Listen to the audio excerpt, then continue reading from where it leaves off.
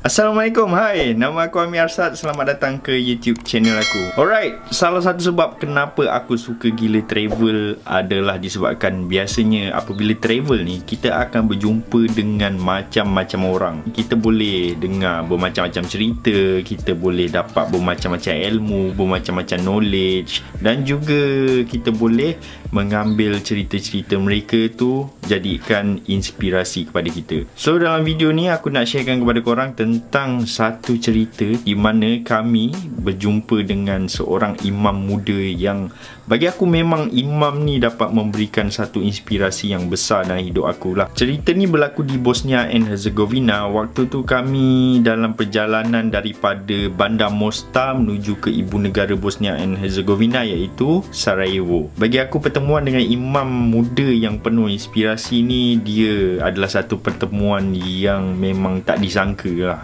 Bagi aku benda ni memang dah ditakdirkan oleh Allah SWT untuk kami berjumpa dengan imam ni. Waktu tu kami berada di Bandar Mostar dan nak berkayuh menuju ke Bandar Sarajevo ni lah. Dan kami memang jangka lah perjalanan daripada Bandar Mostar untuk ke Sarajevo ni akan mengambil masa 2 hari sebab kami berbasikal. Setelah kami bertolak daripada Bandar Mostar tu, hari tu bagi aku macam kami ni kurang bernasib baik lah. Sebabnya pertama, waktu kami berkayuh tu tiba-tiba pula lah ribut petir. Kami pun terkandas lah sewaktu berkayuh tu dan kami terpaksa menanti sehingga hujan berhenti. Yang kedua, one of my travel mate punya basikal waktu tu bocor. Jadi kami pun terpaksa berhenti untuk membetulkan basikal kawan kami itulah. Kemudian yang ketiga, one of my travel mate, si Iggy ni, dia terkena keracunan makanan. Jadi dia ni tak dapat nak berkayuh dengan laju lah. Dia sakit perut,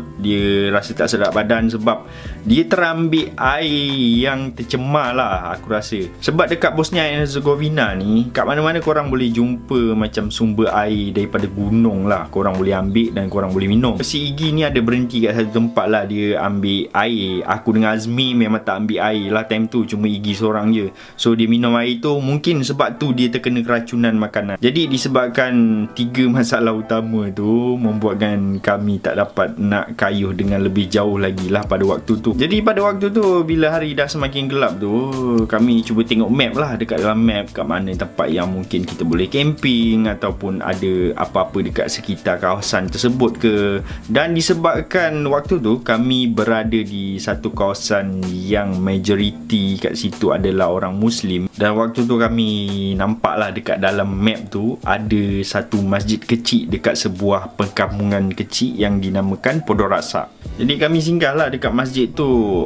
Disebabkan waktu pun dah nak hampir gelap, kami pun belum lagi solat asar lagi. Jadi kami singgah lah dekat masjid tu untuk menunaikan solat asar. And at the same time, waktu tu pun kami sedang menanti untuk masuknya waktu maghrib. Dan mungkin apabila waktu maghrib, bila ada jemaah-jemaah datang, kami boleh tanyalah, mungkin kami boleh tumpang untuk tidur dekat masjid tersebut ke, ataupun kita boleh bercamping dekat kawasan sekitar masjid tu ke. Apabila waktu maghrib masuk, time tu jemaah ada 2 orang je, termasuk kami 5 orang lah semuanya. Selepas selesai solat maghrib tu, kami pun pergi tanya dekat 2 orang ni lah. Tapi 2 orang ni dia bagi tahulah dekat kami apa yang kami faham lah, sebab dia pandai cakap bahasa Inggeris sikit-sikit je. Dia kata dia bukan imam, dan imam sekarang tengah tak ada. Imam tengah pergi ke tempat lain, dan mungkin waktu isyak nanti imam baru balik ke masjid tersebut. Apabila waktu isyak datang, time tu jemaah baru ramai. Tak macam waktu maghrib tadi, just 2 orang je. Waktu isyak tu aku rasa lebih daripada 10 orang kot. Yelah, masjid kecil dekat kawasan kampung yang kecil kan, aku rasa 10 orang tu kira dah cukup ramai dah. Jadi apabila lepas solat tu, imam masjid tu berjumpa dengan kami lah. Nasib baik imam tu dia boleh bercakap bahasa Inggeris. Walaupun tak berapa lancar, tapi kami boleh faham, dan juga apa yang dia nak cuba sampaikan kepada kami tu memang jelas lah. Jadi kami minta izin lah dengan imam tu, sama ada kami boleh bermalam dekat masjid ni ataupun kami boleh bercamping dekat kawasan sekitar masjid. Yelah, waktu pun dah malam kan, kami pun dah malas nak pergi berkayuh lagi, nak pergi cari kawasan camping. Tapi kalau dia tak bagi, tak apa, kami boleh je pergi. And imam tu dia tak bagi kita tidur kat dalam masjid tu, tapi dia bawa kami pergi ke rumah dia. Rumah dia ni sebelah je dengan masjid. Sebab apa yang aku tahu berdasarkan imam tu bagi tahu, imam-imam dekat Bosnia and Herzegovina ni biasanya mereka akan diberikan satu tempat tinggal lah, rumah yang bersebelahan dengan masjid. Rumah imam ni dia ada dua tingkat. Satu rumah dia ke atas, satu ni bahagian bawah. Bahagian bawah ni dia tak duduk lah, dia macam tempat bilik meeting. Macam kalau ada community gathering ke apa ke, mereka akan buat kat situ lah. Jadi imam ni bagilah kami duduk dekat rumah bawah dia tu. Ni lagi satu aku nak cerita. Waktu dekat masjid tadi, waktu berjumpa bersembang dengan imam tu, orang-orang dekat masjid tu pun berkerumun jugalah kat kami, yang tanya kami dari mana. Kami cakap lah kami dari Malaysia apa semua. Ada one of the jemaah kat situ lah, orang tua lah. Pakcik tu pun ada bagi tahu dekat masjid ni dulu memang kerap ada seorang askar Malaysia ni yang kerap datang ke masjid tu. Kawasan perkampungan tu sebenarnya dia dekat dengan bandar yang dinamakan Konjic. Kalau tak silap aku lah, Konjic ni pada waktu perang Bosnia adalah salah satu bandar yang dijaga oleh tentera pengaman Malaysia lah. Okey, berbalik kepada imam tadi, kami dapat duduk dekat rumah bawah dia. Waktu malam tu, imam tu hidangkan kami dengan makanan, minuman, apa semualah. Dia memang layan kita dengan sangat baik. Tetapi ada satu benda yang membuatkan kami tertanya-tanya, iaitu tentang keadaan fizikal imam ni. Keadaan fizikal imam ni, separuh badan dia muka dia